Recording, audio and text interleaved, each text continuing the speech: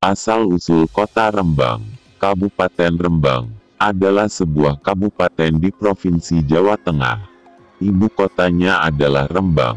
Kabupaten ini berbatasan dengan Teluk Rembang, Laut Jawa, di utara, Kabupaten Tuban, Jawa Timur, di timur, Kabupaten Blora di selatan, serta Kabupaten Pati di barat. Makam pahlawan Pergerakan Emansipasi Wanita Indonesia, R.A. Kartini, terdapat di Kabupaten Rembang, yakni di jalur Rembang-Blora, Mantingan.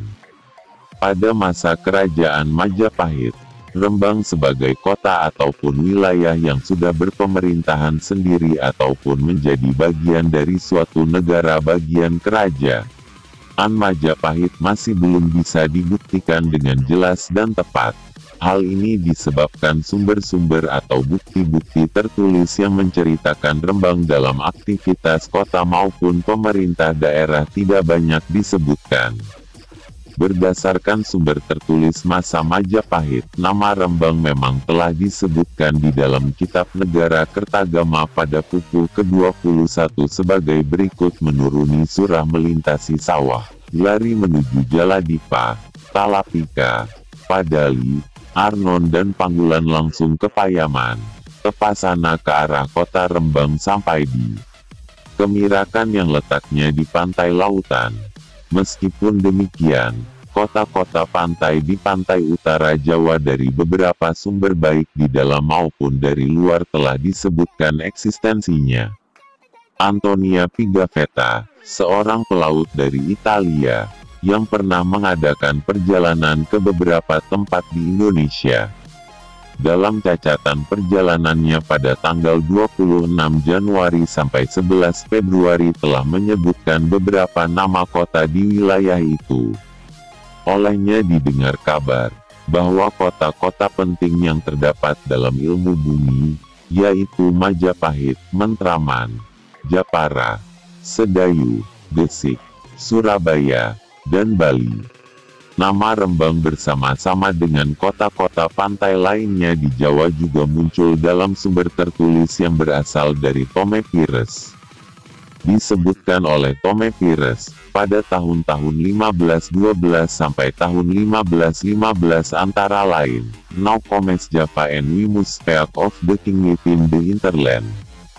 The land of Cerimon, Cerobaan, the land Jayapura, the land of Losari, Blokari, the land of Tegal, Tegegual, the land of Semarang, Camaram, the land of Demak, Demak, Tidunan, Tudumar, the land of Japara, the land of Rembang, Rini, the land of Tuban, Toban, the land of Sidayu, Cedayu, the land of Gresik, Agacic, the land of Surabaya, Curubaya, the land of Gamta, the land of Blambangan, the land of Pajarakan, Pajarucam, the land of Camta, the land of Panaruakan, Panarunca, the land of Cambi, and when is ended we will speak of the great island of Madura.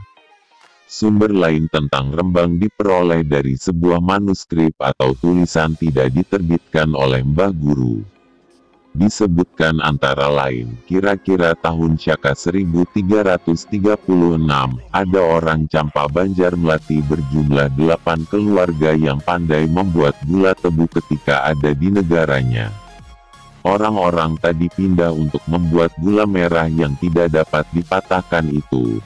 Berangkatnya melalui lautan menuju arah barat hingga mendarat di sekitar sungai yang pinggir dan kanan kirinya tumbuh tak teratur pohon bakau. Kepindahannya itu dipimpin oleh kakek Pouiedin. Setelah mendarat kemudian mengadakan doa dan semedi. Kemudian dimulai menebang pohon bakau tadi yang kemudian diteruskan oleh orang-orang lainnya. Tanah lapang itu kemudian dibuat tegalan dan pekarangan serta perumahan yang selanjutnya menjadi kampungan itu dinamakan kampung Kabungan. Mengambil kata dari sebutan pohon bakau, menjadi kabungaan, kabungan. Pada suatu hari saat fajar menyising di bulan Waisaka, orang-orang akan memulai ngerembang babat. Dalam bahasa Indonesia berarti memangkas tebu. Sebelum dimulai babat diadakan upacara suci sembahyang dan semedi di tempat tebu serumpun yang akan dikepras atau dipangkas 2 pohon, untuk tebu penganten. Upacara pengeprasan itu dinamakan ngerembang sakawit. Begitu tadi asal mulainya kata ngerembang, sampai dijadikan nama kota Rembang hingga saat ini. Legenda asal-usul nama Rembang. Dahulu kala ada seorang saudagar kaya yang bernama Dampo Awang. Dia berasal dari negara Cina.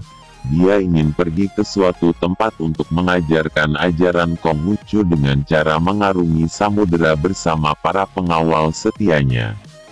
Suatu hari dia sampai di tanah Jawa bagian timur. Dampo Awang sangat senang akan daerah itu sehingga dia bermaksud untuk berlabuh di sana dan menetap sambil mengembang ajaran yang dibawanya. Suatu saat Dampo Awang bertemu dengan Sunan Bonang. Sunan Bonang adalah salah satu dari 9 wali yang menyebarkan agama Islam di tanah Jawa. Pada saat pertemuan pertama kali itu, Dampo Awang sudah memperlihatkan sikap kurang baik pada Sunan Bonang.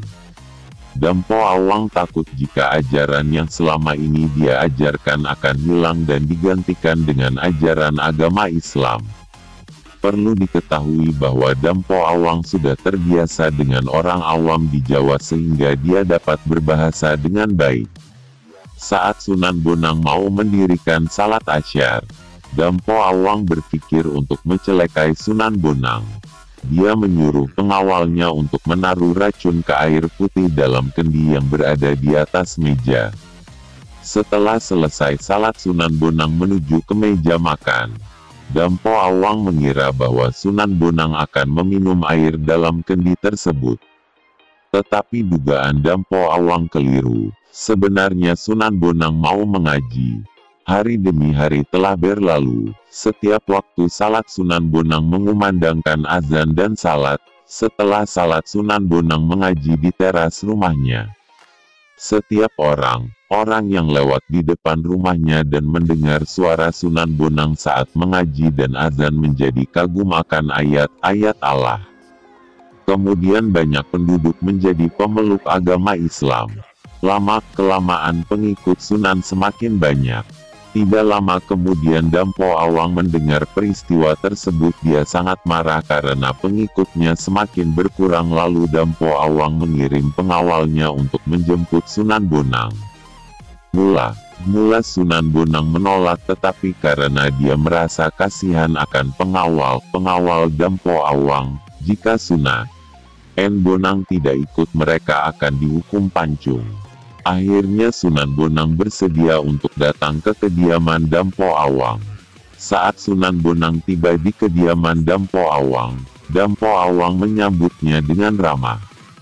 Namun di belakang dari keramahan tersebut Dampo Awang telah merencanakan sesuatu. Dampo Awang menyuguhi Sunan Bonang dengan buah-buahan segar, makanan enak, minuman lezat. Sunan Bonang tidak menaruh curiga sedikit pun kepada Dampo Awang, padahal Dampo Awang berniat mencelakainya. Saat di tengah perjamuan, tiba-tiba Dampo Awang meminta agar Sunan Bonang meninggalkan daerah itu.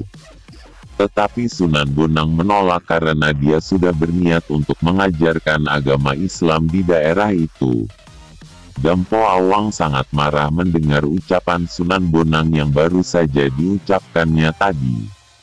Lalu Dampo Awang menyuruh pengawalnya untuk menyerang Sunan Bonang, tetapi dengan waktu yang sangat singkat Sunan Bonang dapat mengalahkan pengawal Dampo Awang. Dampo Awang tidak terima akan kekalahannya.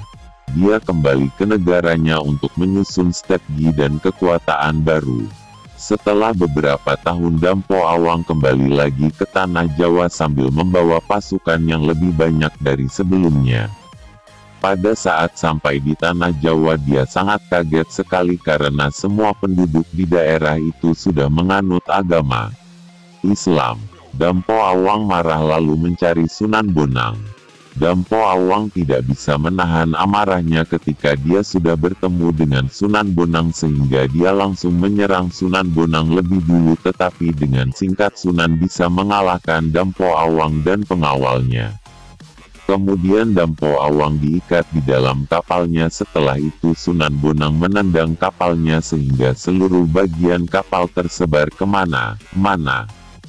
Setelah itu sebagian kapal terapung di laut. Dampo Awang menyebutnya kerem tenggelam, sedangkan Sunan Bonang menyebutnya kemambang terapung. Kemudian lama-kelamaan masyarakat mengucapkan Rembang yang berasal dari kata kerem dan kemambang. Akhirnya di daerah itu dinamakan Rembang yang sekarang menjadi salah satu kabupaten yang ada di Jawa Tengah. Jangkarnya sekarang ada di Taman Kartini, sedangkan layar kapal berada di Batu atau biasanya sering disebut Batu Layar, dan kapalnya dikabarkan menjadi Gunung Bugel yang ada di Kecamatan Pancur karena bentuknya menyerupai sebuah kapal besar dan di atas gunung ada sebuah makam, konon di sana merupakan makam Dampo Awang. Perlu diingat asal-usul kota Rembang banyak versinya sehingga tidak setiap orang mengetahui asal-usul kota Rembang yang sama versinya.